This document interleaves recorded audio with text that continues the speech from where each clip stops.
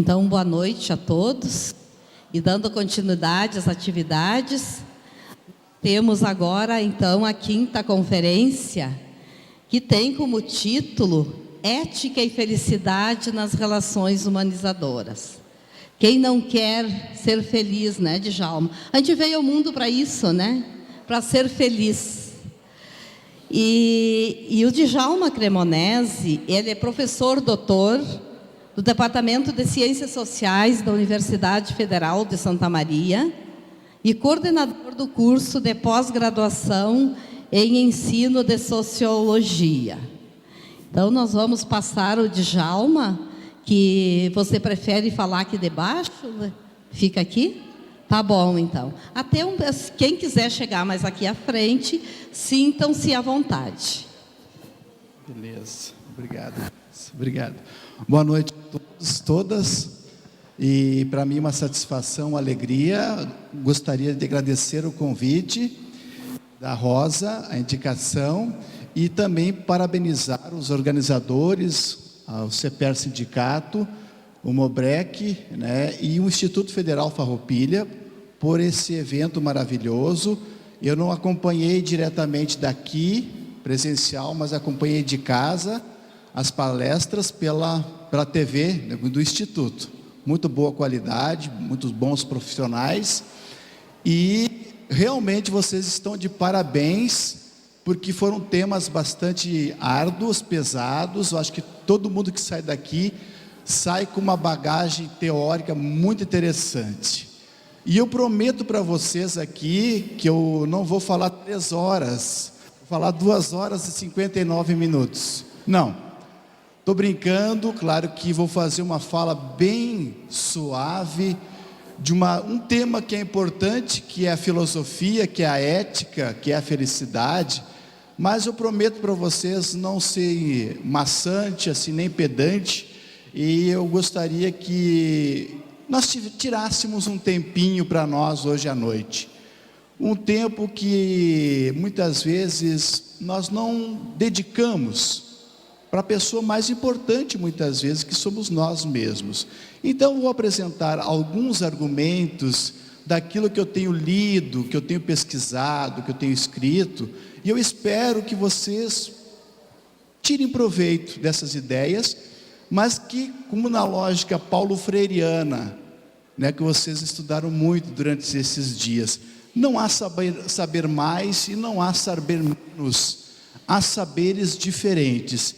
Então é isso que eu vou apresentar para vocês aqui, é uma leitura, é uma compreensão de alguns autores, mas jamais é a verdade. Eu sempre digo para os meus alunos, a universidade é um lugar de universo de saberes. Se a gente estivesse numa igreja, muitas vezes, o pastor, o padre falam e os fiéis dizem amém. Aqui não há verdade, não há dogma, há uma leitura, uma compreensão de mundo que eu vou passar para vocês, e eu espero que depois no final a gente consiga debater, discutir essa proposta aqui. Eu vou falar da minha referência, que é a filosofia, e eu vou apresentar para vocês, na verdade, 4 tópicos, que vocês podem, se tiverem algum papel aí, fazerem algumas anotações, porque daqui que a gente fala, muitas vezes, a gente fica com muito pouco. Os meus alunos às vezes dizem assim, professor, o senhor vai ditar a matéria, passar no quadro ou dar xerox? Eu digo assim, nenhuma das 3, eu vou dialogar com vocês, vou apresentar uma proposta, e aí vocês ficam bem à vontade de fazerem as anotações de vocês. Eu, como professor, mais de 20 anos, assim, tenho essa proposta, muitas vezes, de que, eu não sei se acontecia com vocês, quando a gente fez a graduação, a gente anotava tudo que o professor falava. No mestrado não fora diferente. O professor cochilava lá na frente, a gente cochilava com ele no caderno, anotando, fazendo anotações. E no doutorado, então, nem se fala. Hoje a gente se empolga dando aula, porque Platão e Aristóteles, e prepara a semana inteira. Aí eu olho para os alunos assim, eles estão olhando para o relógio, estão no WhatsApp, e não sei, é uma geração que ou eles fazem tudo ao mesmo tempo, ou não fazem nada, ou que não ficam com nada, porque a gente anotava tudo, e até hoje, depois de velho, eu leio um livro, vou numa palestra, eu anoto, porque depois eu vou lá nos meus rabiscos, e eu me acho lá, senão a gente acaba perdendo. Se bem que tem coisas que é melhor não anotar muita coisa mesmo, né? Mas vocês ficam bastante à vontade. Eu vou apresentar aqui, eu vou dar uma espiada aqui nos meus argumentos, e vou apresentar aqui então, vou começar apresentando propriamente dito o que eu entendo por filosofia, né? A filosofia, tem um filósofo que eu gosto muito, que é o Luc Ferry, que foi ministro da educação da França um pouco tempo atrás, que tem uma frase que diz assim: a filosofia é libertar-se dos medos para chegar à vida boa. Qual é a função da filosofia? A função da filosofia é a felicidade.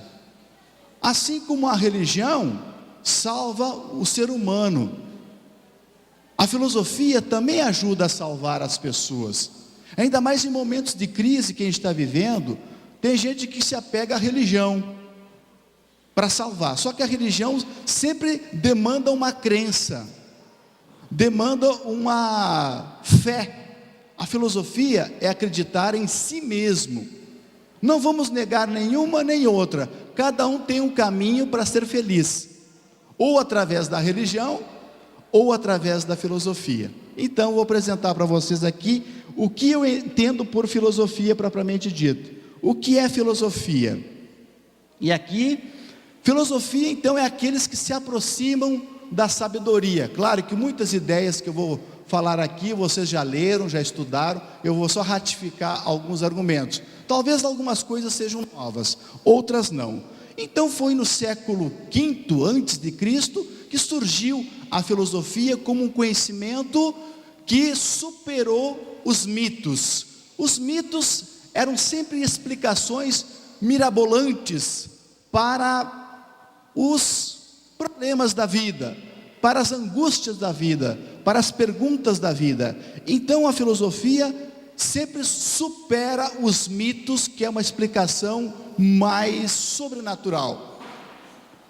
Filosofia, ela se questiona sobre a existência, sobre a nossa vida, ela instiga, e que muitas vezes nós precisamos, para fazer filosofia, vou usar uma palavra aqui do Morante, é um comentador que ele diz assim: para fazer filosofia tem que se puerilizar-se, vem de pueril, vem de criança, porque a criança está sempre buscando o conhecimento, está sempre se questionando, perguntando: por que isso, pai? Por que isso, mãe? Então essa é uma questão. Para fazer filosofia a gente tem que se tornar criança, e muitas vezes para fazer filosofia nós precisamos do ócio. O que é o ócio, professor? Ócio é o tempo livre para refletir, mas não o ócio criativo do Domênico De Masi, aquele cara que diz assim: se você vai no cinema, você tem que assistir o filme, mas ao mesmo tempo estar pensando num artigo científico para escrever. Eu sou mais do ócio do Mário Sérgio Cortella, que participou aqui em outros eventos, que é o ócio recreativo. Você está com o tempo livre, você não precisa ter aquele prazer culposo. O que é um prazer culposo? Está tomando um chimarrão, está conversando com os amigos, está fazendo algo que gosta e está se culpando porque está fazendo uma coisa, parece que tem que estar sempre produzindo alguma coisa no sistema capitalista. Então a filosofia requer ócio recreativo, tempo livre para a gente pensar sobre a nossa própria existência. Filósofo, gente, você sabe, somos cada um de nós. Filósofo não é uma pessoa excêntrica, não é uma pessoa lunática que está no mundo da lua. Uma vez, esse mesmo Tales de Mileto estava caminhando, e ele era um astrônomo, analisando as estrelas, olhando para cima, e ele caiu num buraco, e a serva da Trácia já tirou um sarro dele, disse o seguinte: bem feito, Tales, tu anda olhando para as estrelas e tu te esqueces do mundo real. E a resposta do Tales foi a seguinte: só os homens conseguem admirar as estrelas. Vou repetir: só os homens conseguem admirar as estrelas. Os animais, o cachorro, o gato, pode ter uma noite linda, um luar, que ele vai passar e não vai se dar conta da admiração. Filosofia, admiração. Uma vez também o Diógenes, aquele que andava com uma lanterna acesa, em pleno dia, e morava na praça pública, e morava em um barril. Por isso que o seriado do Roberto Bolanhos, o Chaves, que a gente dá risada até hoje, que faleceu, nos deixou, é inspirado no Diógenes, o cínico, aquele que morava em um barril. E aí perguntaram para ele: imagina o Djalma Cremonese morando num barril, lá na praça pública, com uma lanterna acesa em pleno dia. O cara pirou na cabeça. Perguntaram: Diógenes, por que tu andas com uma lanterna acesa em pleno dia? E a resposta dele foi qual? Eu ando em busca de um verdadeiro homem. Não que Diógenes fosse gay, não é isso. Ele estava à procura da essência do que é o ser humano, coisa que até hoje ainda nós nos perguntamos: de onde vim e para onde vou, qual é o meu destino? Diógenes. Então filosofia, gente, não é pessoas excêntricas. Esse momento que nós estamos aqui, nós estamos analisando, refletindo sobre algumas ideias. Então é uma coisa particular nossa ser filósofo.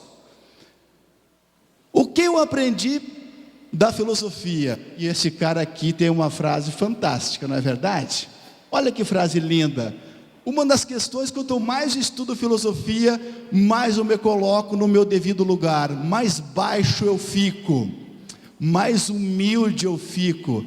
Essa frase que eu gosto muito, ele diz assim: a humildade exprime uma das raras certezas de que estou certo, a de que ninguém é superior a ninguém. E quanto mais estudo, mais eu me dedico, mais eu para baixo da mesa me coloco. Às vezes um colega diz assim: você não leu ainda aquele livro? Eu, não. Aquele filme? Também não. Aquela peça?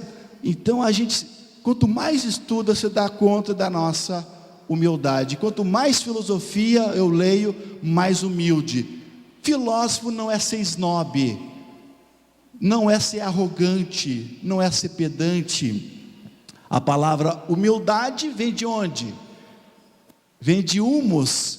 Humus significa aquela terra fértil, onde a planta cresce, nasce e produz. Então, a pessoa que é humilde é aquela pessoa produtiva.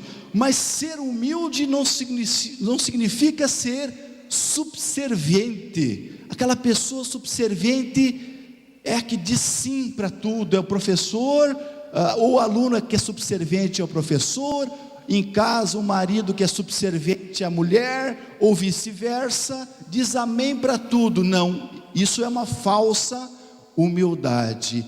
Então, ser humilde, muitas vezes, é quando a majestade eu se diminui para que o nós possa prevalecer. O eu, nós estamos hoje, depois eu vou falar, na pós-modernidade, com a supremacia do eu. Deus o livre alguém esbarrar em mim. Deus o livre eu estar no trânsito e alguém por descuido me fechar, porque eu sou o centro do universo. O Djalma é a pessoa mais importante do mundo. Eu baixa para que o nós possa prevalecer. Nos anos 80 tinha um grupo de rock no Brasil, hoje decadente, chamado Ultraje a Rigor. Vocês lembram, né? Aliás, quando o nosso maestro aqui começou a colocar as músicas do ABBA, e aí a gente se sentiu assim, pá, como eu sou jovem. Muito pelo contrário, o tempo passou. Então, o que eu estava falando mesmo? Agora me perdi, eu estava contando uma piada daqui. A frase, eu me amo, eu me adoro, eu não consigo viver sem mim. Olha que importante que eu sou. Eu me amo, eu me adoro, eu não consigo viver sem mim.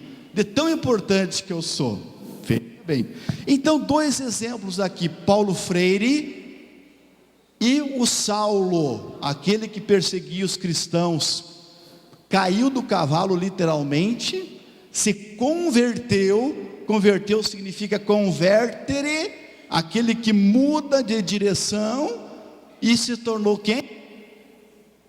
Paulo. E você sabe o que significa a palavra Paulo? Tem algum Paulo na plateia? Levanta a mão. Lá atrás tem um, tem dois. Você sabe o nome de vocês? O que significa? O pequeno.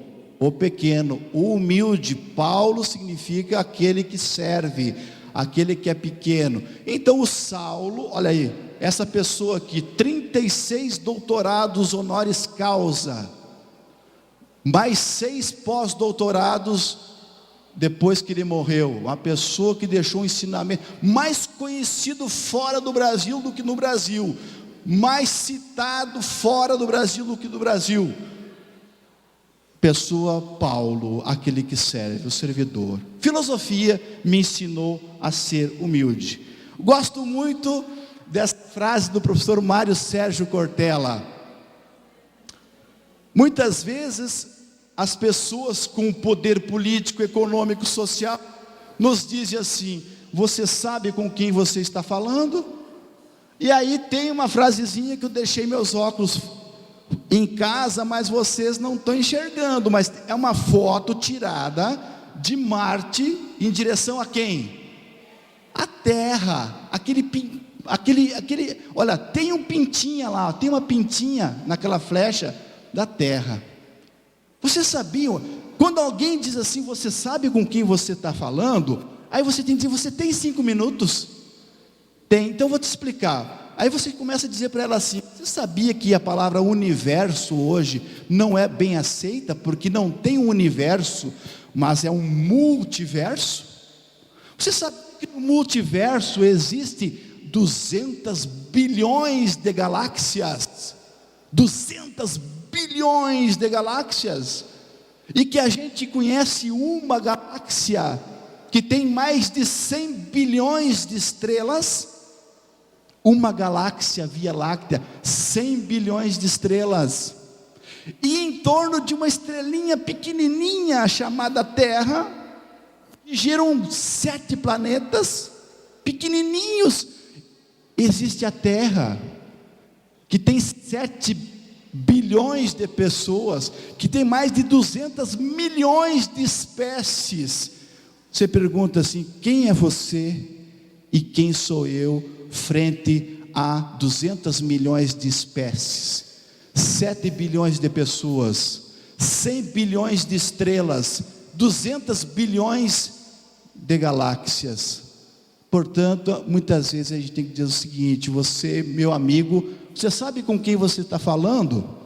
Olha, para mim você é um ser perdido no universo que nem eu, estou aí, você não é mais do que ninguém. Filosofia, gosto muito dessa frase do Caio Plínio, que é um escritor romano, que ele se refere a um pintor chamado Apelles. Apelles é um pintor que viveu no século IV antes de Cristo.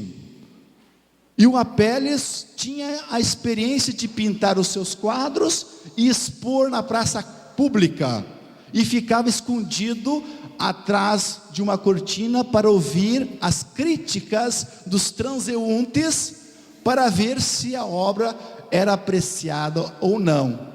E uma vez o Apelles estava atrás da cortina e passou um sapateiro, e ele percebeu, o sapateiro, que nas tiras das sandálias da pintura do Apelles tinha um defeito.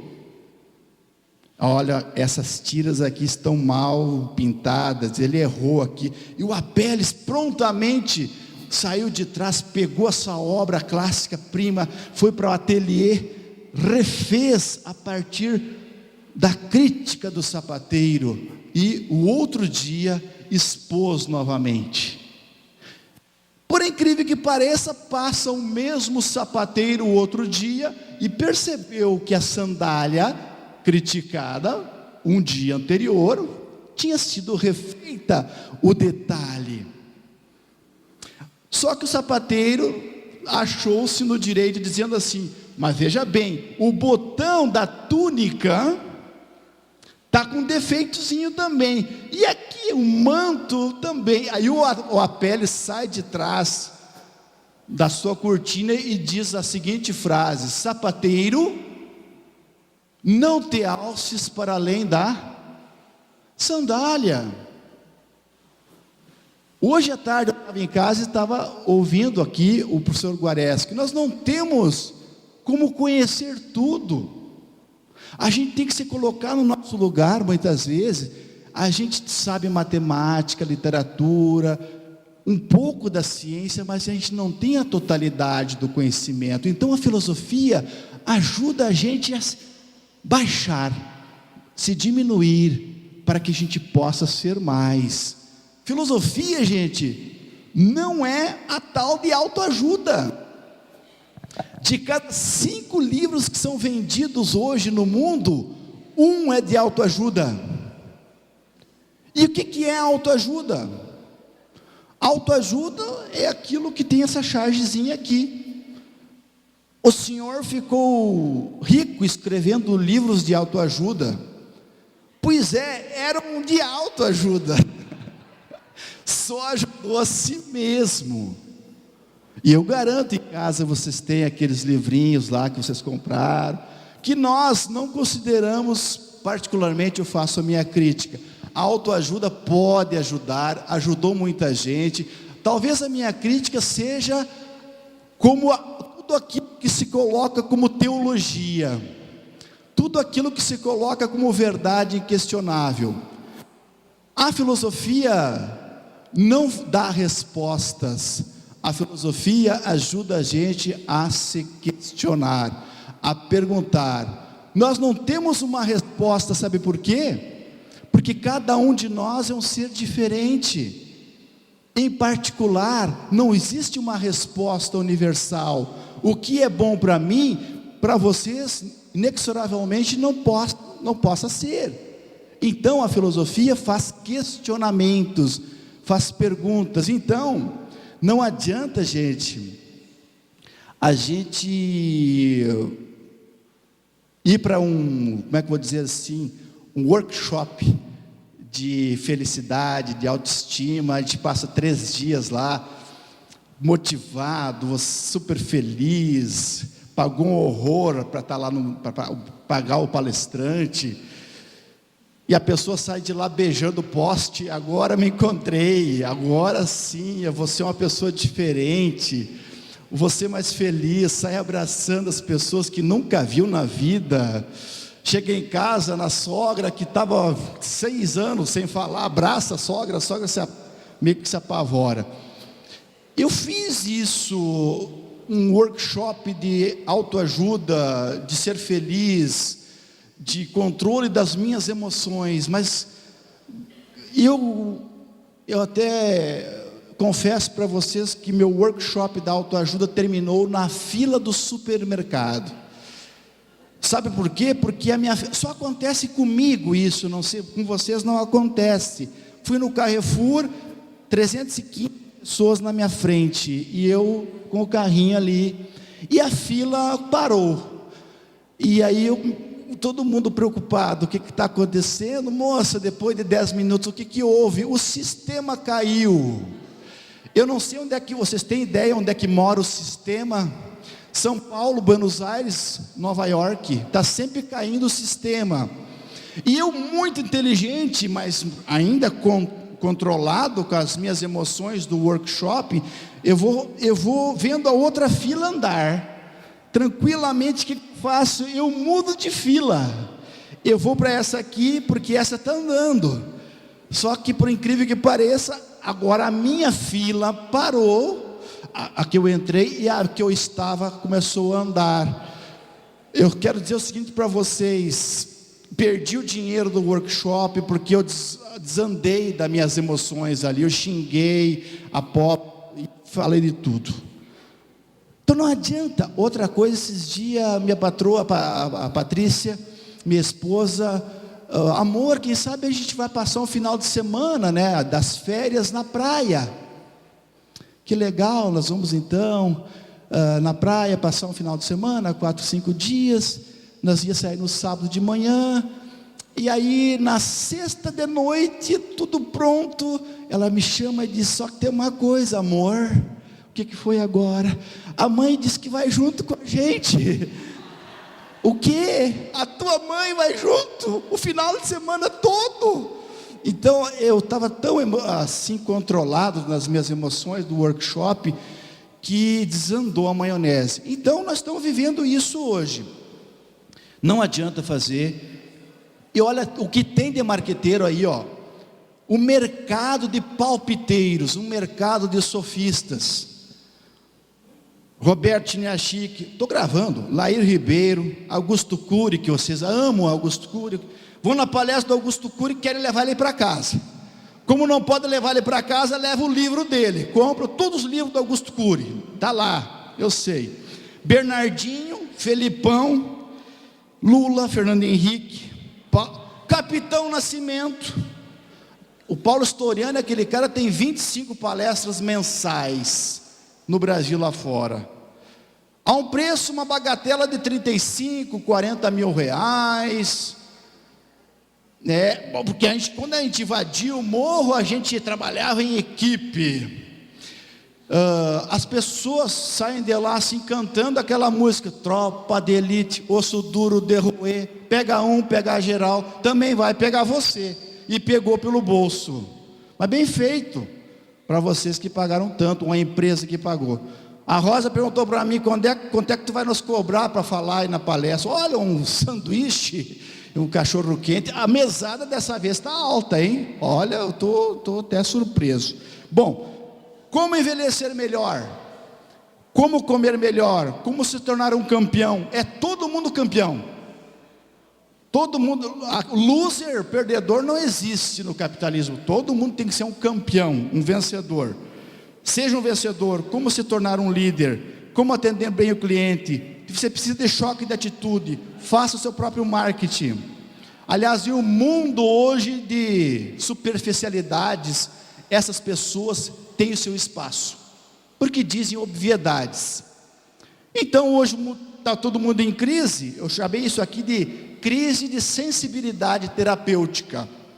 Então nunca teve tanto na moda meditações, ginásticas orientais, bioenergia, massagens, iogas, pilates, florais de Bach, de Mozart, de Beethoven, de Teixeirinha, do Gildo de Freitas, energia das pirâmides. Esses dias eu cheguei na casa de um amigo meu, estava ele debaixo das pirâmides, o que está fazendo aí? Eu estou captando as energias orientais, as pedras. Então afinal, você é filho do universo, irmãos das estrelas e aves, você merece estar aqui, e mesmo se você não pode perceber, a terra e o universo vão cumprindo o quê? O seu destino. Não tem a voz do Cid Moreira, né? Mas é isso que nós estamos vivendo hoje. Até eu coloquei aqui títulos de autoajuda: os poder da. Aí você pode botar tudo aqui: o poder da mente, o poder do sexo, o poder da sedução, o poder do poder. Bota o título que você quiser. 7 lições para ser feliz, 7 lições para conquistar a mulher do próximo enquanto o próximo não está próximo, 7 lições para ser feliz no casamento. As pessoas não leem 7 lições, baixaram para 5 lições, também não leram. Uma lição para ser feliz, versão ponte aérea, 27 minutos, Porto Alegre a Santa Maria. Coloquei aqui: 7 hábitos dos homens eficazes. As mulheres, os homens são de Marte, as mulheres são de Vênus. Aquela Rhonda Byrne, que é aquela do segredo, como fez sucesso. Professor, eu não li o livro, mas assisti o filme. Preguiçosa, você não leu o livro, mas vai assistir o filme. Lá em casa, a minha esposa, ela leu o livro e assistiu o filme, e aí ela fez aquele cartazinho, aquele, né, que vocês têm atrás da porta lá, eu sei, e do poder da mente, do poder do segredo, mentalização, e bem no meio ela botou um homem bem musculoso.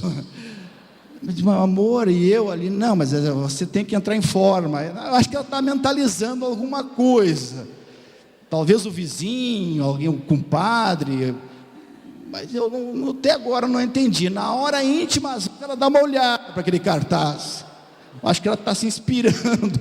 Bom, professor Leandro Carnal, eu acho uma das pessoas mais geniais hoje do Brasil. Ele diz: não precisa ler autoajuda. Tem 3 frasezinhas que ele diz assim: é preciso pensar positivo, você vai conseguir.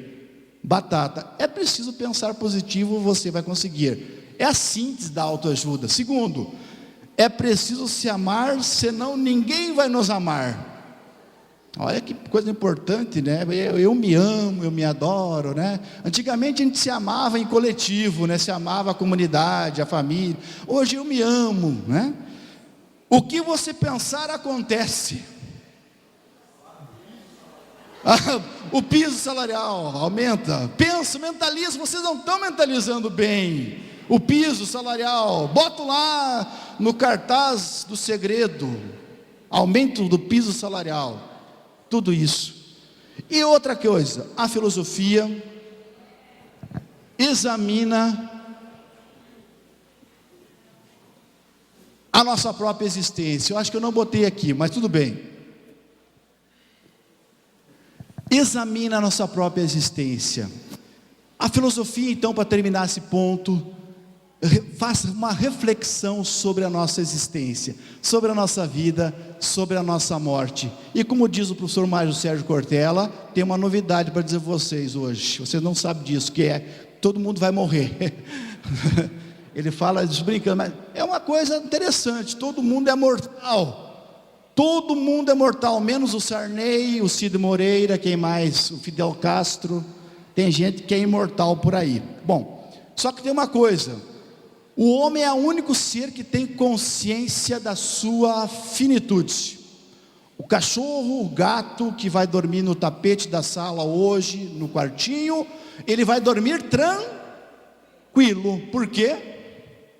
Porque ele não tem consciência da sua morte. Nós hoje à noite, depois dessa palestra maravilhosa, a gente vai colocar o travesseiro, a cabeça no travesseiro, e vai dizer o seguinte: estamos mais próximos do fatídico, né? Daquilo que, da morte, né? Estamos mais próximos dela. Que legal isso, né? É o único ser que tem consciência da sua morte. Eu tenho muito medo daquela frase assim, ó, que as pessoas dizem: viva como se fosse o último dia da sua vida, e vai que a gente acerte. Então eu nem cito essa frase: viva como se fosse o último dia da sua vida. Mas um dia a gente vai acertar, com certeza, porque a gente vai morrer. Gosto de alguma frase do John Maynard Keynes, o economista, aquele que trabalha em curto, médio, longa distância, prazo. Ele diz o seguinte: a longo prazo todos nós estaremos mortos. Legal isso, né? A longo prazo todo mundo. Quem é que era o Djalma? Era um legal. Depois que te morre, todo mundo vira santo. Mas a gente vai passar na história. Aliás, Muitas vezes a gente tem que dizer para algumas pessoas no ouvido dela: take it easy, você é mortal, calma, não adianta tanto poder, tanto prestígio, amanhã seremos apenas, como diz Shakespeare, a sombra de um sonho. Se o sonho já é brabo, imagina a sombra de um sonho, esquecimento total. Gosto também dessa frase do Mário Quintana: um dia pronto me acabo, que seja o que tem de ser, morrer, o que me importa? O diabo é deixar de viver. Talvez isso que mais nos amedronte não seja a morte, mas é deixar de viver. Woody Allen: não é que eu tenha medo da morte, mas quando ela vier, eu não quero estar por perto. É legal essa, mas mais trágico um pouco é o poeta Fernando Pessoa, que diz que o homem, e as mulheres também, é um cadáver adiado. É legal essa, cadáver adiado, né? Estamos tão bonitinhos hoje aqui, né, perfumado, mas amanhã, velho será, velho será, velho será. Se você é jovem ainda, ninguém assistiu Chaves aqui, então portanto, aê, ninguém é fã do Chaves. Obrigado. Filosofar, queridos, filosofar é aprender a morrer. Por isso eu peço agora ao meu sonoplasta, por favor, me ajudem a cantar uma musiquinha que você sabe que é do nosso tempo. É do Hermes Aquino, Nuvem Passageira. Nós somos nuvem passageira, não é verdade? Que bom que a gente não é. Parece que essa sede do infinito que mora em nós. Por favor, me ajuda a cantar? Pode colocar. É o karaokê. Vai aparecer ali a letra e a musiquinha. Vamos ver. Isso, mais alto um pouquinho. Isso.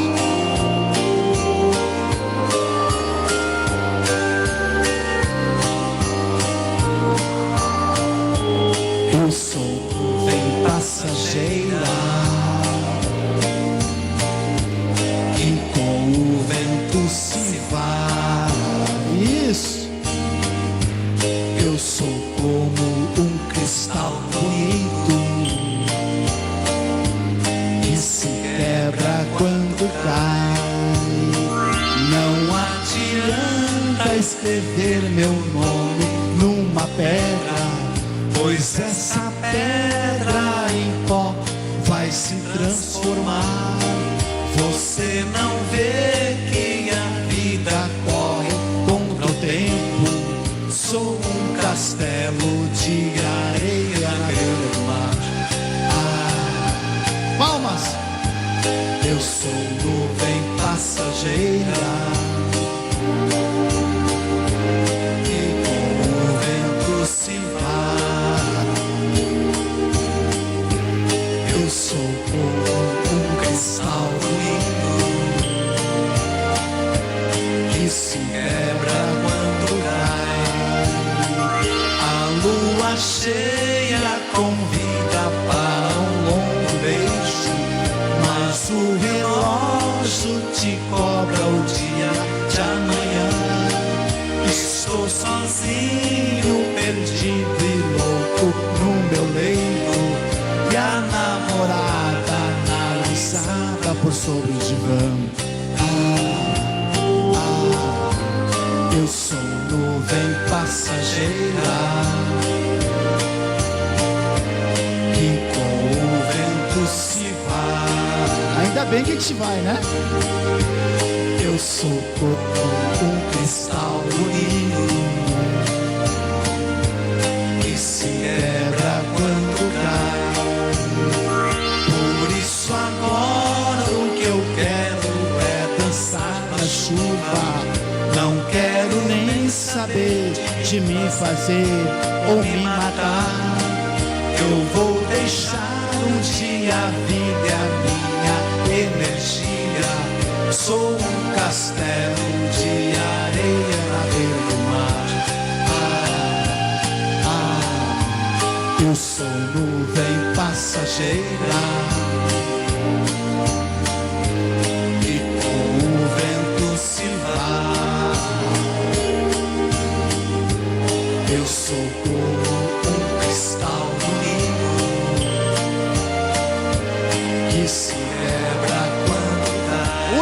agora, bem alto. Eu sou nuvem passageira que com o vento se vai. Eu sou como um cristal bonito que se quebra quando cai. Só a última. Eu sou nuvem passageira bonito que com o vento se vai. Eu sou como um cristal bonito que se quebra quando cai. Parabéns para nós. Pode voltar. Volta para nós lá, querido. O primeiro passo a gente deu. Tem alguém dormindo, cansado? Dá para aguentar um pouquinho mais? Se vocês cansarem, quem cochilar vai vir aqui na frente pagar uma prenda, contar uma piada, assim, não pode cochilar. Perfeito? Vamos lá então, segunda parte. O que é, propriamente, nós podemos entender com a palavrinha ética? Ética e moral é um tema hoje muito atual falar em ética, principalmente pela falta dela, né? E quando a gente fala em ética, a gente tem uma ideia que é a política. Mas o que serão os princípios éticos? A palavra ética é uma palavra grega. Ela vem de ethos, que significa morada. Morada dos humanos. São costumes, valores. Aliás, morada do humano vem de habitat. Habitat. Então, ética é um hábito, são costumes, são atitudes que nós criamos enquanto sociedade para viver bem, para viver feliz, para ter uma vida boa. São costumes gerais que nós criamos para viver bem.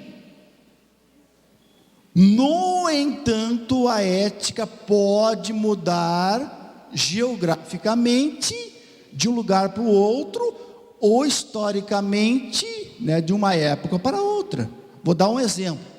Poligamia, para nós aqui, embora a gente gostaria que tivesse por aí, não é legal e nem moralmente ético alguém ter 2 homens ou 2 mulheres. Agora, se a gente for para mais de 26 países africanos ou Oriente Médio, você vai perceber que lá a pessoa ter várias mulheres é uma questão de status social.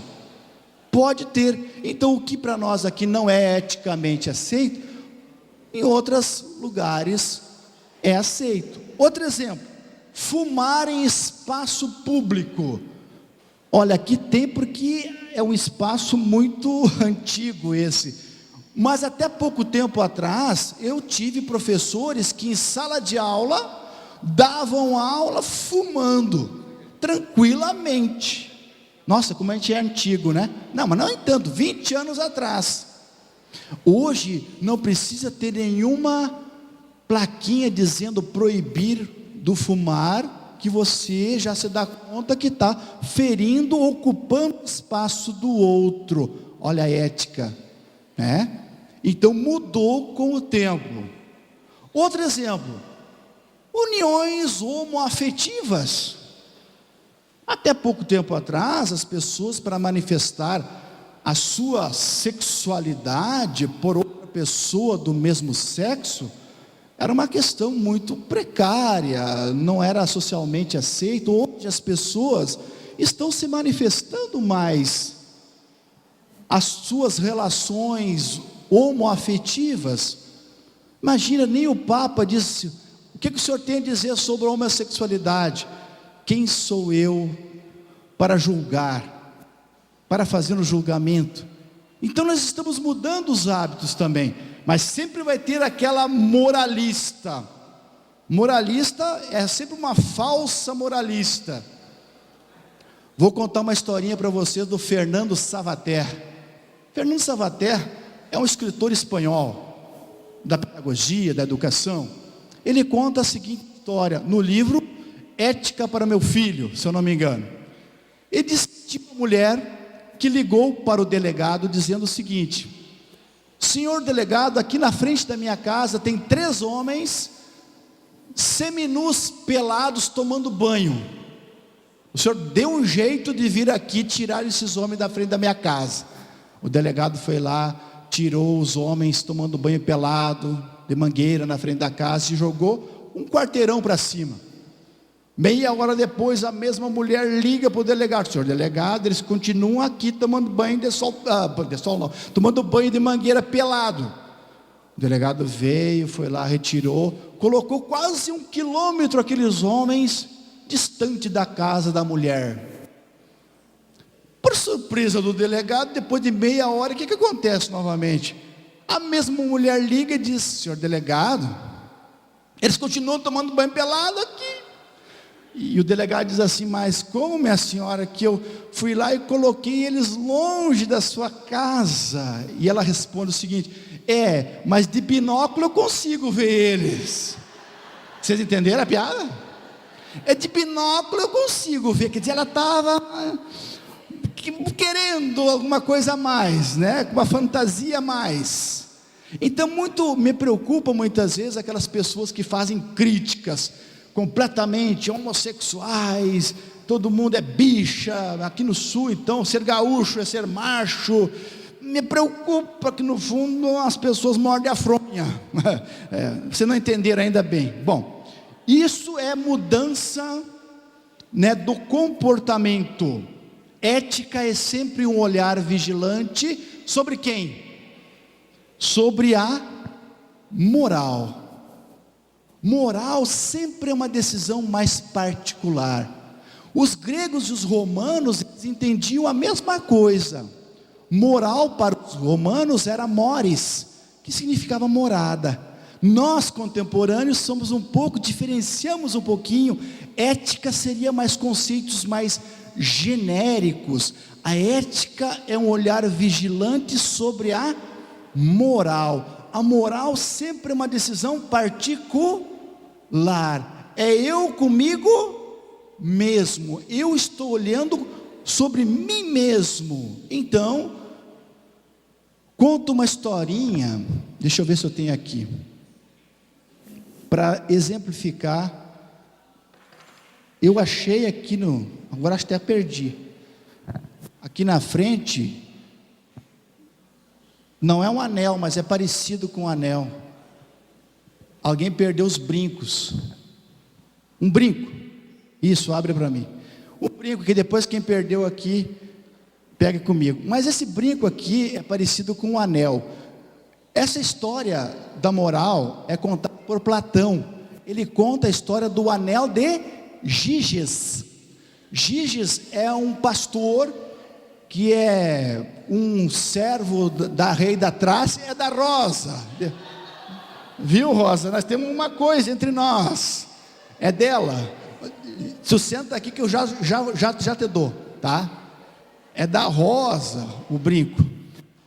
O Giges, depois de um terremoto, que era um servo de um rei da Trácia, depois de um terremoto, ele vai numa caverna e enxerga um cadáver muito grande, com um anel no dedo.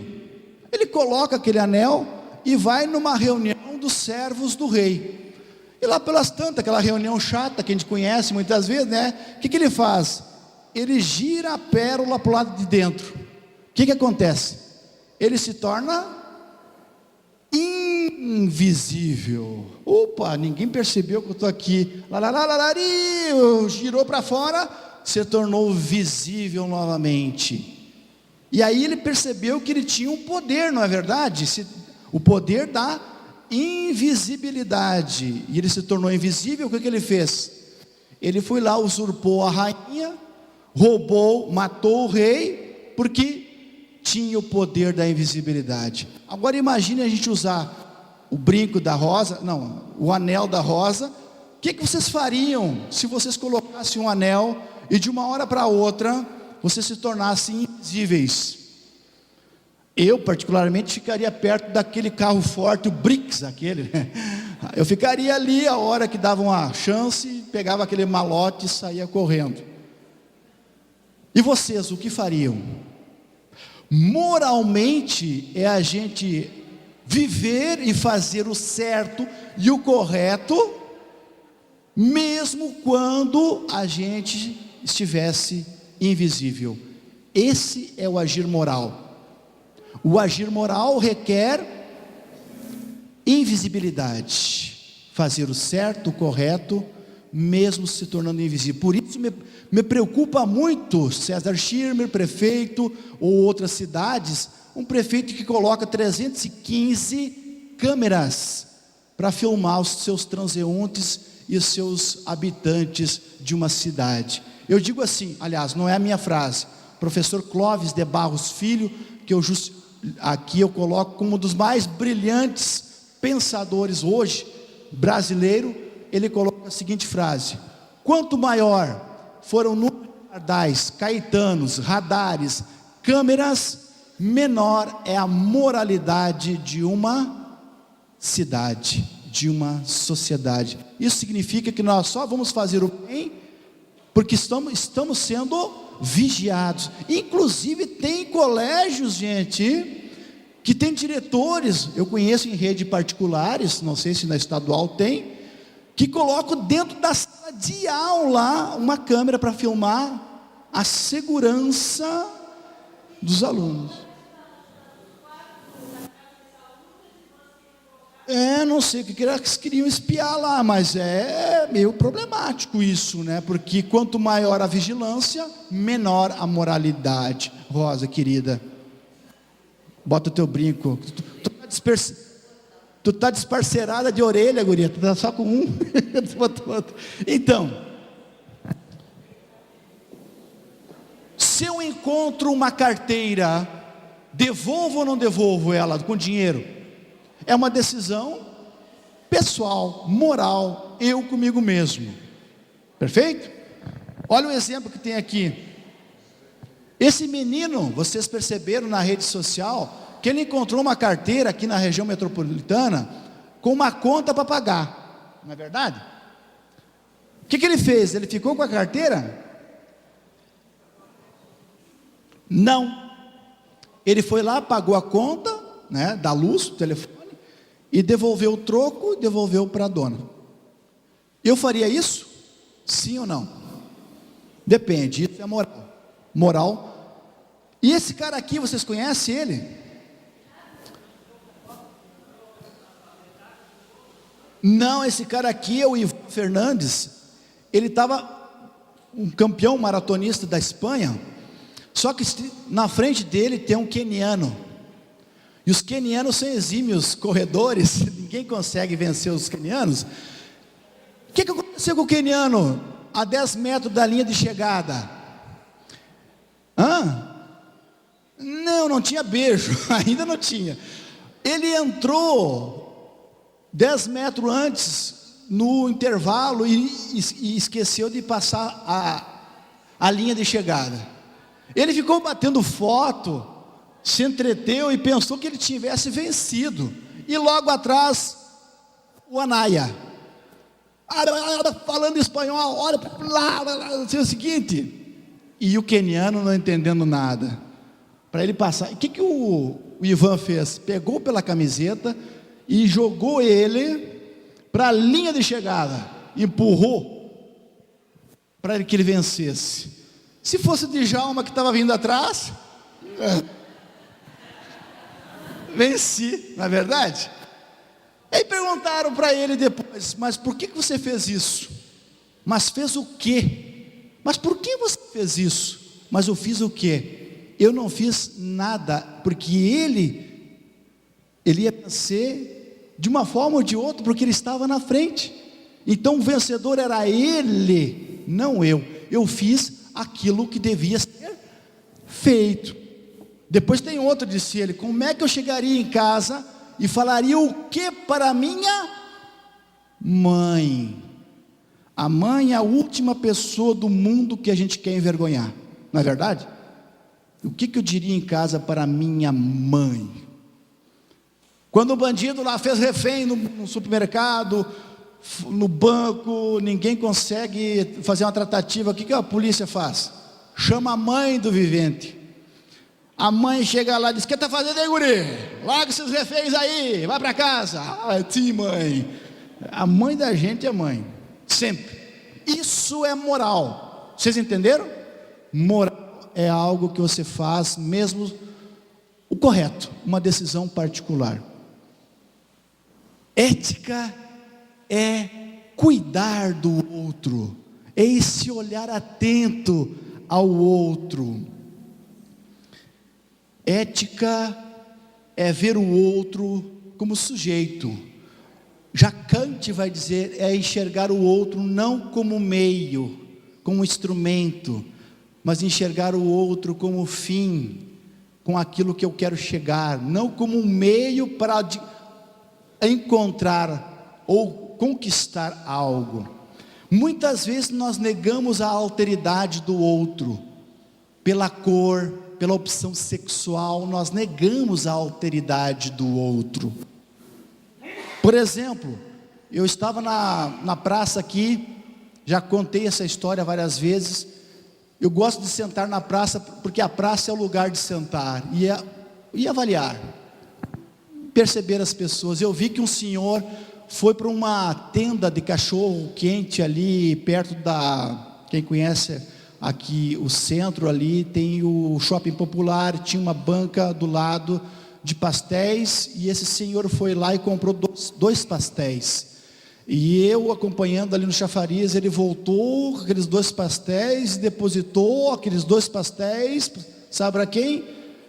Para os cachorros da praça do calçadão. Nada contra os cachorros, que estão bem gordinhos, estão bem cuidados. Tem gente que se preocupa muito com os cachorros, mas o que me chamou mais atenção, que 5 metros dali estavam 3 índiozinhos, não por serem índios, mas por serem seres humanos.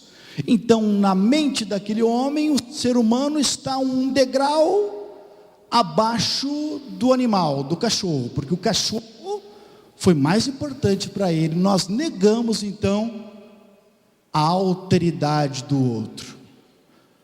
Aquele professor de psicologia social da USP, o que ele fez?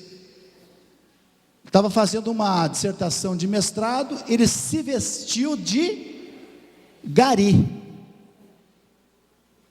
e por incrível que pareça, nem os alunos deles o reconheceram como o professor, e muito menos os colegas. Todo mundo passou e não enxergou o professor que estava por detrás do uniforme.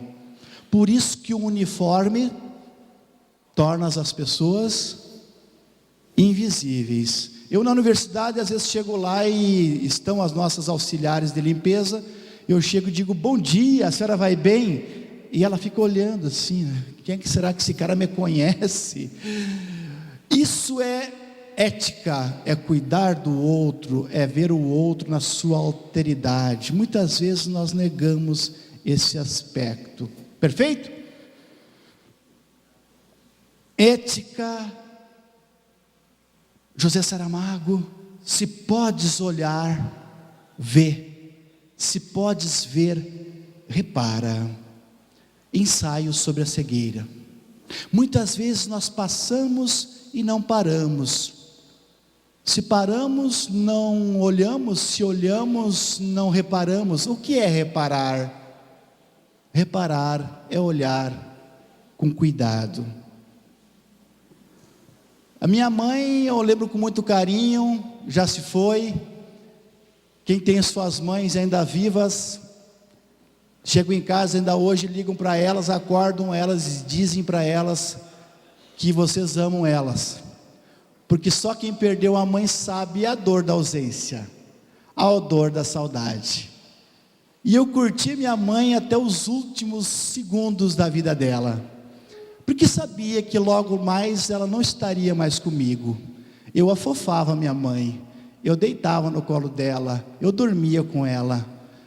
O carinho muito grande que eu tinha. E até hoje eu tenho na minha mente, quando eu chegava em casa dos meus estudos, a minha mãe sempre estava me esperando com aquele aroma de bolo na sexta tarde e com aquela casa limpa, descer a cachopa, né?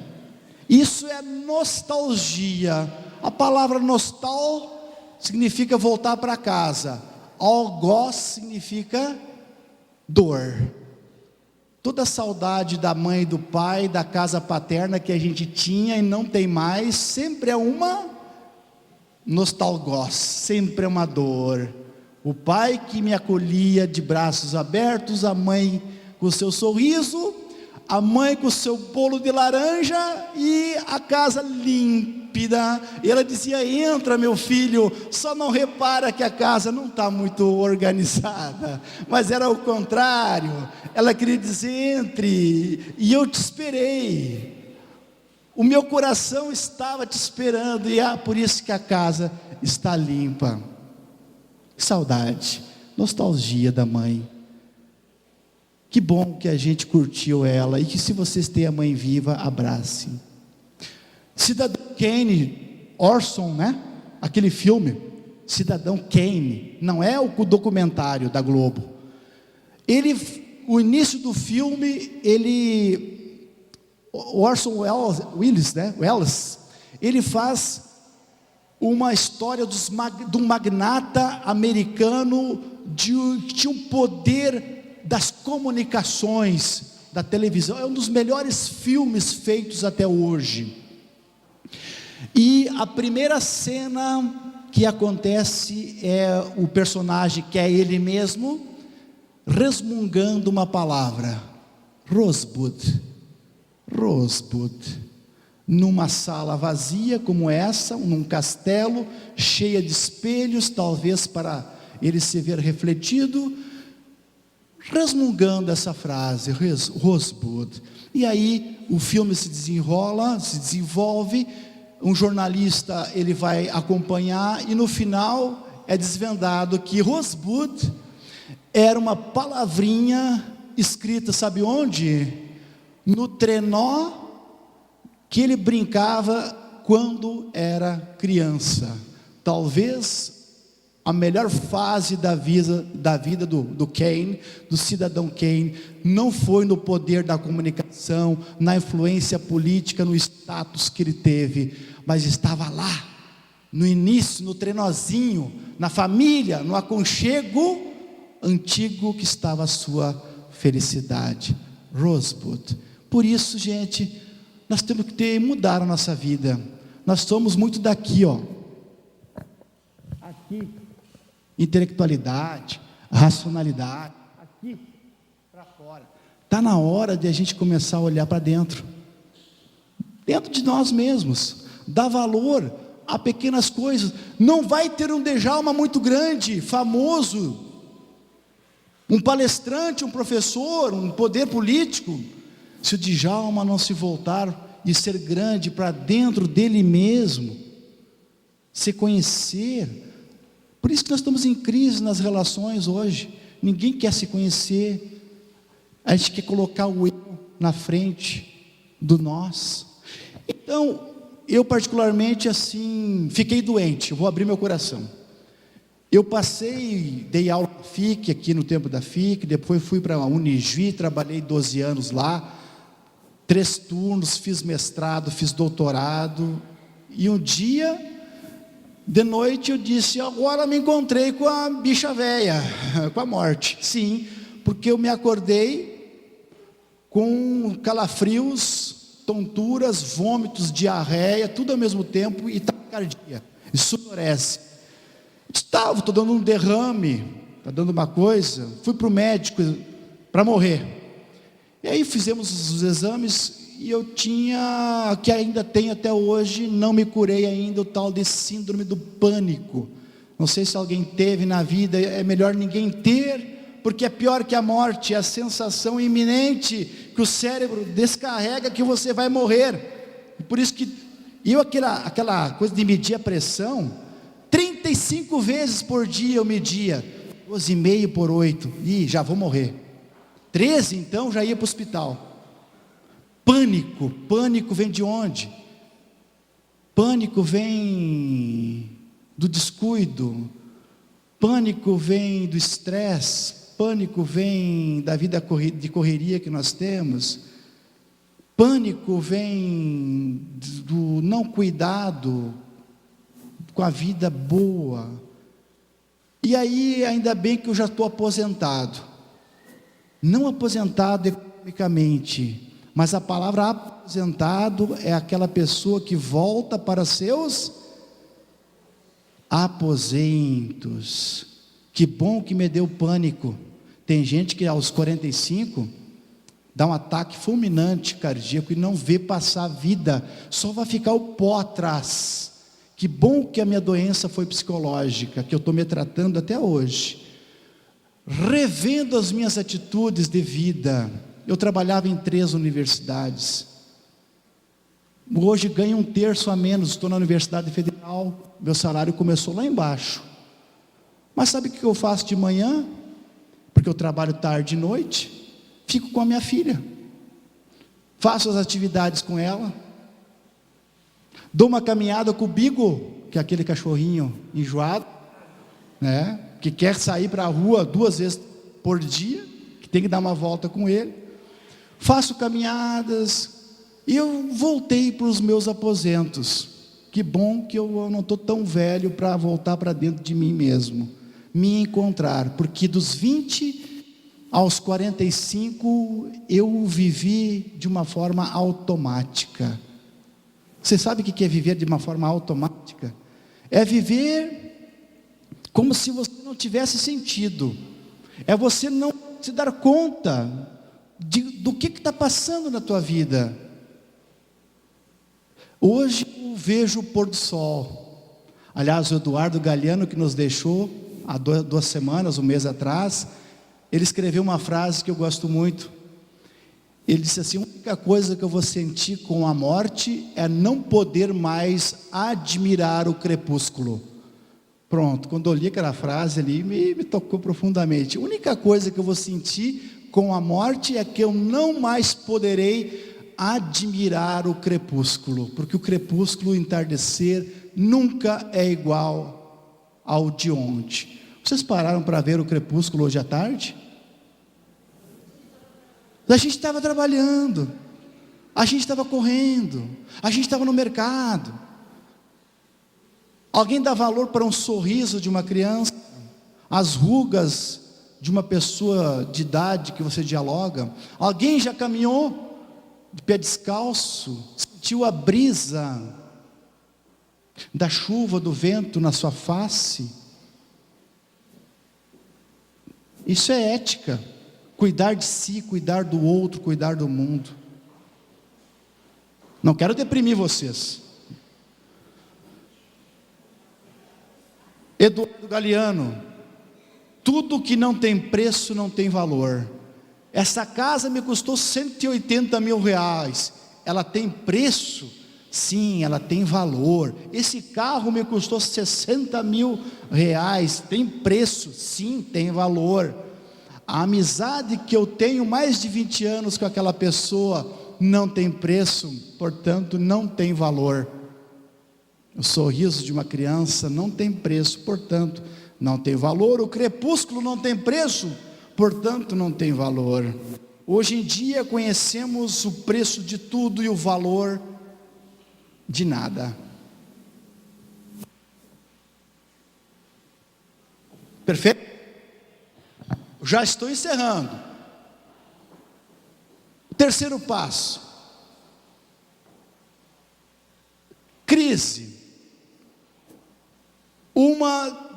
Dos aspectos que eu mais, até eu vou botar para frente aqui, que eu gosto muito disso aqui, é do Mário Sérgio Cortella esse exemplo. Ele chama isso de uma sociedade da despamonhalização, que a gente não tem mais tempo de fazer pamonha, diz o Mário Sérgio Cortella.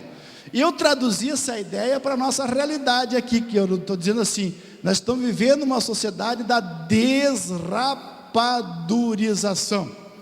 O Quer dizer, em outras palavras, nós não estamos mais fazendo rapadura. Sabe por quê?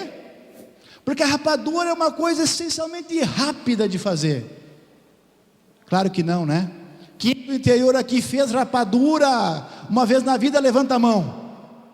Ê, colonada, que nem eu. 2 anos e meio para plantar cana, não é verdade? Depois a cana ser colhida no inverno. Eu me lembro lá em casa, nas carroças, 3 carroças cheias de cana para moer a tração animal lá nos vizinhos, que a gente não tinha engenho. E é das 5 da manhã às 8h30 da manhã, o Djalma, que na época não tinha labirintite, ele tocava os boi em volta daquele engenho, 3h30. Aí até às 5 da tarde ferver a garapa, né?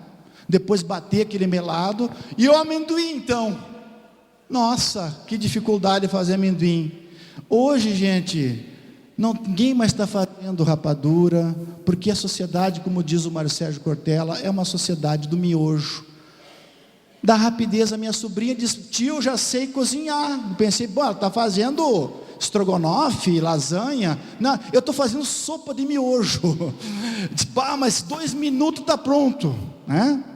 Então tudo é miojo hoje. As nossas amizades são miojo, os nossos casamentos são miojo, né? Quem consegue ficar casado 15 anos, 20 anos com a mesma pessoa já é um santo na terra.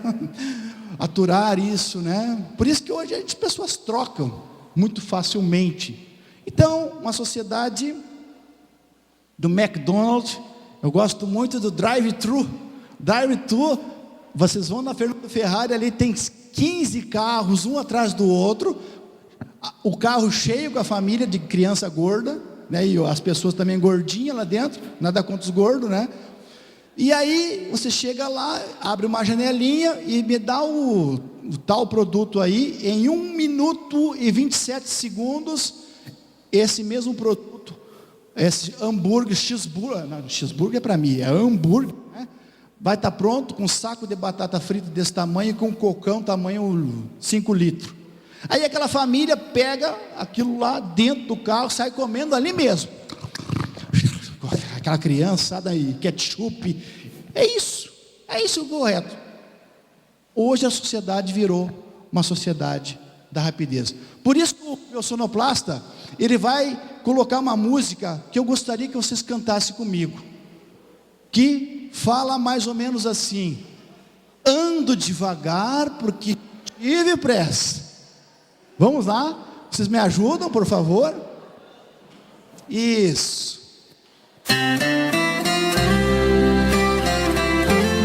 Quer ficar de pé comigo? Quer? Fica de pé. Isso.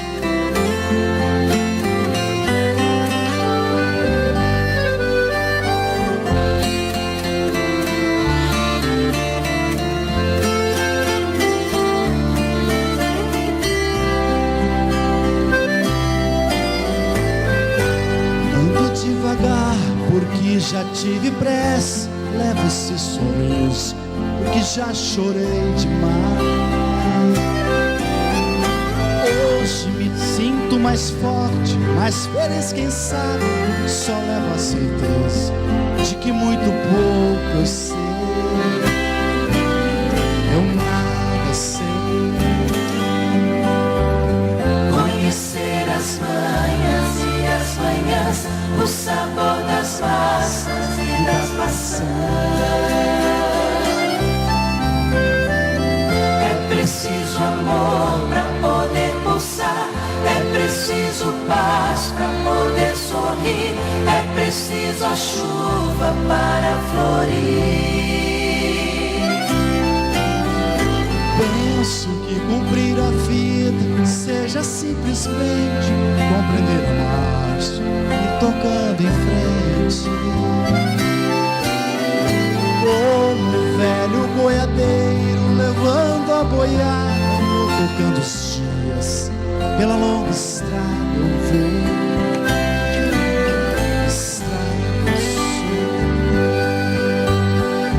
Conhecer as manhãs e as manhãs, o sabor das massas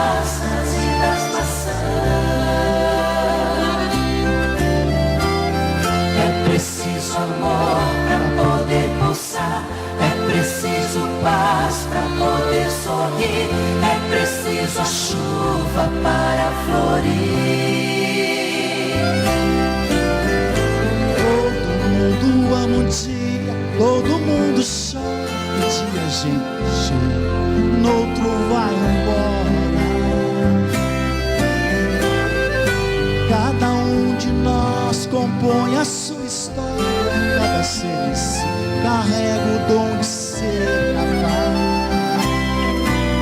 de ser feliz. Conhecer as manhãs e as manhãs, o sabor das massas e das maçãs. É preciso amor para poder pulsar, é preciso paz para poder sorrir, é preciso a chuva para florir. Ando devagar porque já tive pressa, levo esse sorriso porque já chorei demais. Cada um de nós compõe a sua história, cada ser em si carrega o dom de ser capaz de ser feliz.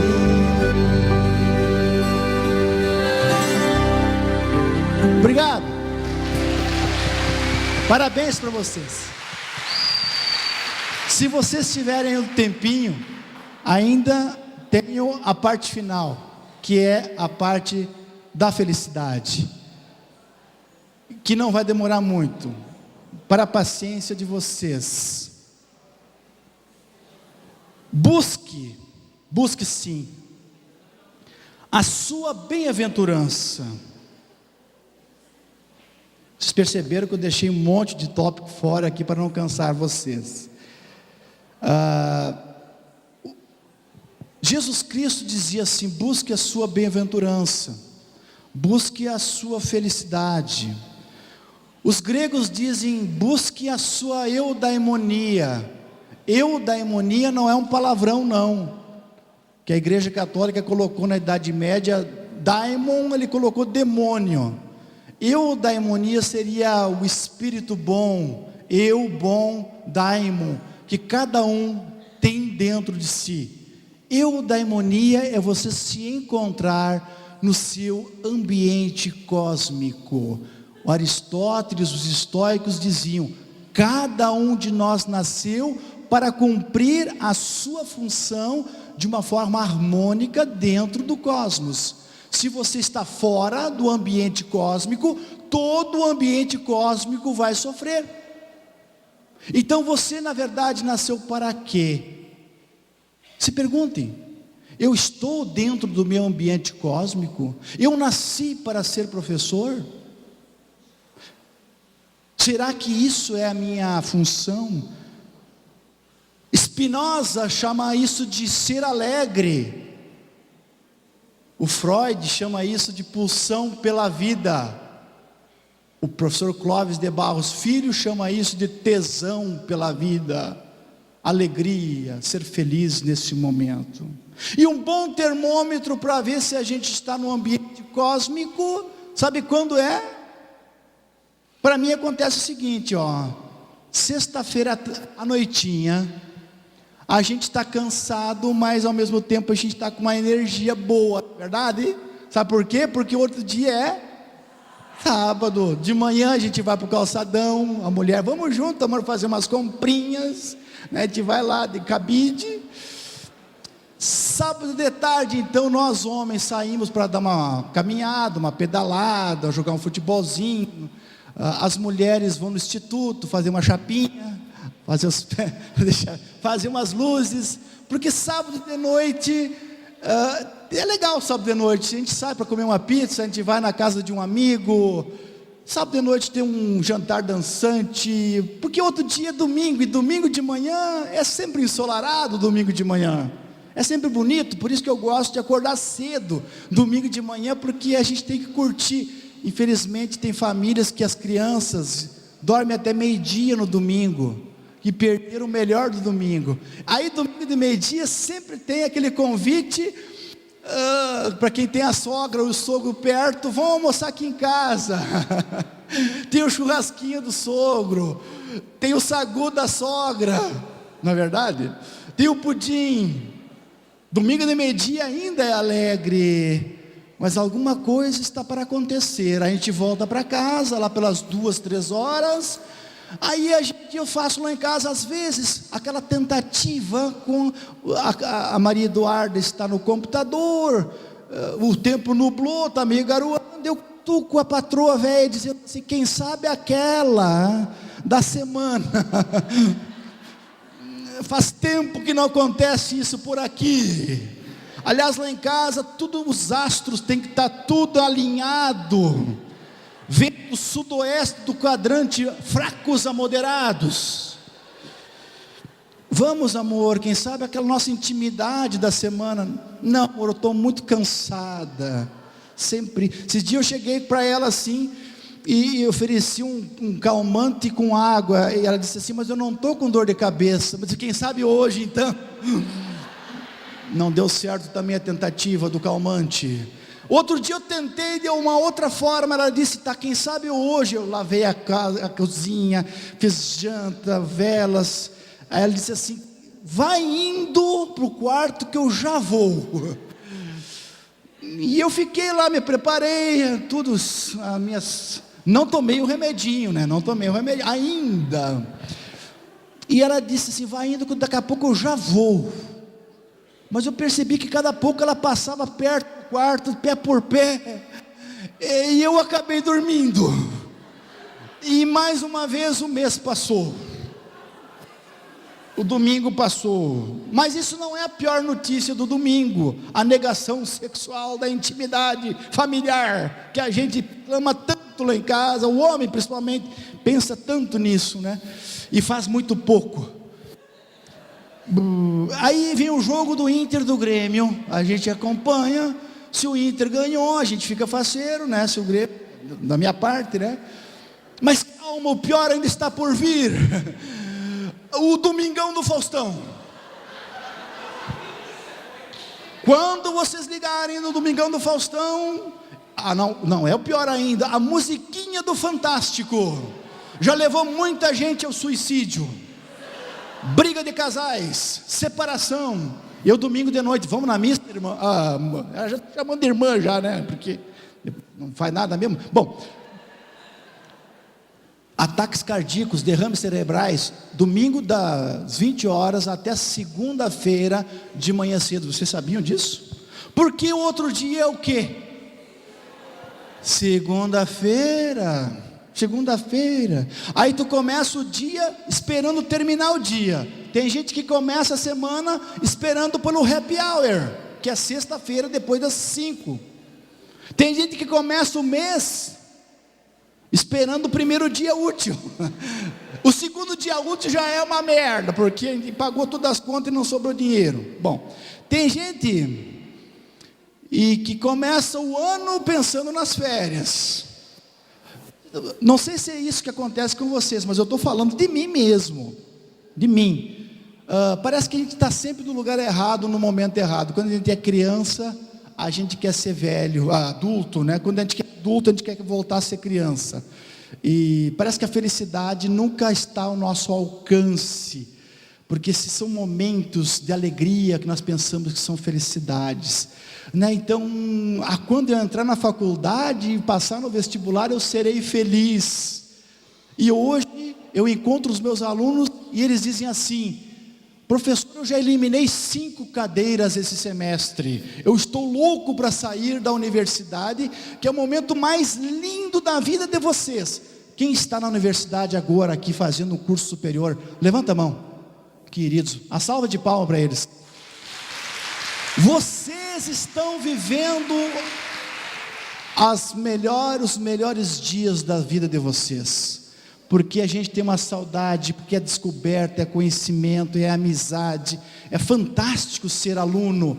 Eu gostaria de sempre ser aluno para aprender. Bom, mas quando eu sair da faculdade e me formar, olha a palavra bonita, formar, tu já sai com a cabeça formada, né? Um quadradinho formado, eu serei feliz. Aí tu encontra o aluno que Você formou, e aí, já é feliz? Ainda não, porque eu tenho que encontrar meu primeiro emprego. Aí depois eu encontrei o outro, e aí agora encontrou o primeiro emprego, é feliz? Ainda não, professor, eu sou o 15º da escala, até chegar à gerência. Quando eu chegar à gerência, eu serei feliz. Bom, aí, mas não é feliz ainda. Quando eu casar, sim, daqui eu não vou ser feliz mesmo. Quando eu casar, eu vou ser feliz. O professor é contra o casamento. Não, é muito pelo contrário. Bom, aí tem um detalhe, mas quando eu me aposentar, sim, aí eu vou pescar, aí eu vou viajar, quando eu me aposentar. Só que tem um detalhe, meu amigo, o tempo, a vida passou, mas calma, o Djalma está lá para morrer, no leito do hospital, deu um AVC nele. Uma vez eu queria morrer com a causa assim, por exemplo, falência múltipla dos órgãos, mas depois eu pensei, sabe que essa é uma morte dolorida, né? Começa a parar o rim, para uma coisa. Não quero morrer de falência múltipla, eu quero que me dê um treco na hora ali, para mim não ver muita coisa. Bom, aí me deu um AVC, eu estou lá tremendo a passarinha, a mulher que é mais nova do que eu, está chorando desta maneira em volta de mim, para ver se o compadre não está por perto, né? Louco para alguém consolar. Aí chega o padre Olinto, meu irmão, ou qualquer outro padre, ou o pastor, e diz: calma, Djalma, que o melhor ainda está por vir. Aí tu adiou a vida desde aqui, de 12 anos até os 80, calma que o melhor ainda está por vir. E se não tiver o outro lado? E se não tiver a vida eterna? Bom, nossa, foi uma roubada a vida. O que quer dizer com isso? Isso é estoico, isso é filosofia, viver o momento presente. Eu garanto que vocês estão aqui agora, e o cérebro de vocês está pensando no amanhã, ou naquilo que foi hoje. Vocês não estão 100% aqui. Eu sei que vocês estão pensando agora de sair aqui, de comer um X, de ir para casa, de dormir. Eu sei disso. Isso é a dificuldade que nós temos. Então, viver o momento presente, viver o momento agora, é uma filosofia histórica, porque o passado não existe mais, e o futuro é uma incógnita. Viver o momento presente, dar sentido à vida nesse momento que a gente tem agora. Então, pessoal, viver o presente, não esperar pelo epitáfio. O que é epitáfio? O que é o epitáfio, meus colegas? Não tem uma música assim dos Titãs? Isso, é aquela plaquinha. Epitáfio tem até uma música: devia ter amado mais, chorado mais, ter visto. Mas será que essa música está completamente fora do contexto? Não precisa esperar o epitáfio para chegar e fazer tudo isso. Eu particularmente já escolhi a minha frase para botar na lápide do epitáfio: aqui jaz um gordinho feliz que comeu o que quis. Os gordinhos gostaram, né? Eu tinha uma tia solteirona que tentou ser freira, ficou muito tempo no convento, expulsaram ela por não sei porquê. Aí ela tentou casar, ficou noiva, o cara deixou dela também, ela se desiludiu da vida. Aí ela botou lá no cemitério a seguinte inscrição: devolvida sem uso. Eu gostei, né? Devolvida sem uso.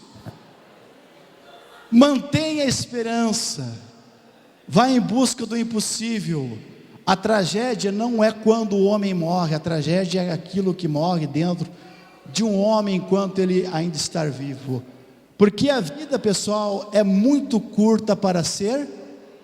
Repete comigo: vida é muito curta para ser. Obrigado, beijo no coração. Estou aberto para perguntas. Obrigado. Imagina, obrigado. Obrigado. Obrigado. Obrigado. Obrigado, pessoal. Imagina. Obrigado, tá bom, chega. Viu, queridos? Queridas, assim, se porventura alguém tem alguma pergunta, e depois ainda tenho 2 músicas para nós cantar, no fim, e são bem bonitas. Vamos ver, alguém tem alguma pergunta? O momento do debate, né? Ou de algum questionamento, alguma colocação? Quem tem para fazer?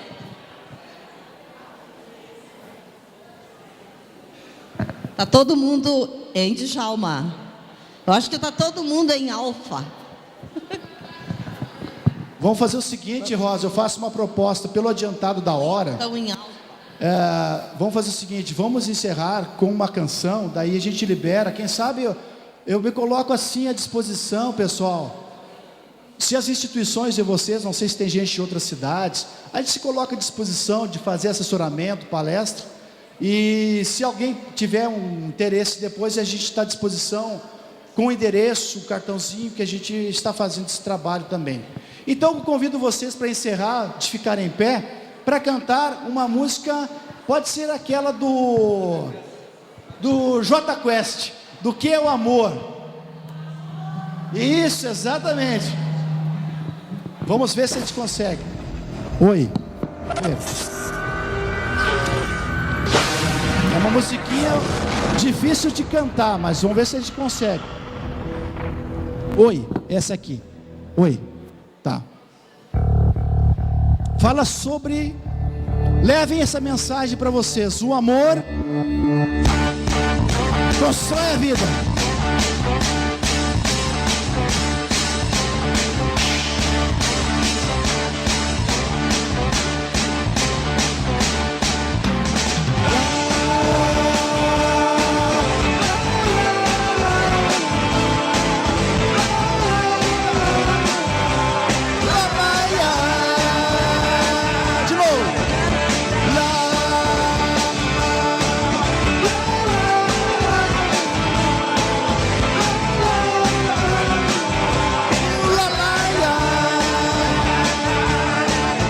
Faz muito tempo, mas eu me lembro, você implicava comigo. Mas hoje eu vejo que tanto tempo me deixou muito mais calmo. O meu comportamento egoísta, seu temperamento difícil. Você me achava meio esquisito, eu te achava tão chato. Mas tudo que acontece na vida tem um momento e um destino. O viver é uma arte, é um ofício, só que precisa cuidado. Pra perceber que olhar só pra dentro é o maior desperdício. O seu amor pode estar onde? Pode estar do seu lado. O amor é o calor que aquece a alma. O amor tem sabor pra quem bebe a sua água. Bonito!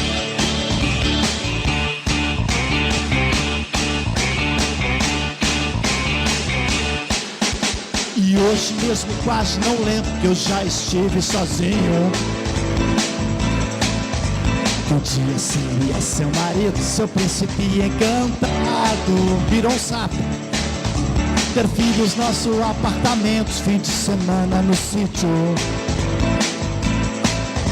Ir ao cinema todo domingo, só com você do meu lado. Mas tudo que acontece na vida tem um momento e um destino. Viver é uma arte, é um ofício, só que precisa cuidado. Pra perceber que olhar só pra dentro é o maior desperdício. O teu amor, o teu amor pode estar onde? Pode estar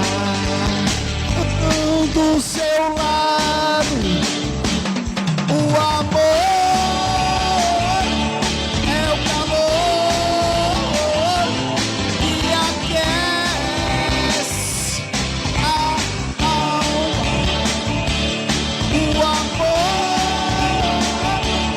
tem sabor pra quem bebe a sua água.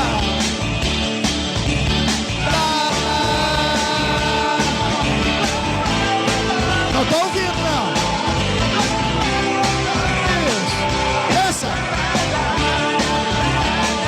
De novo.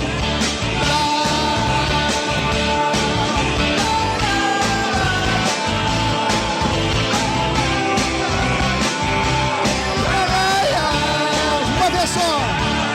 O amor é calor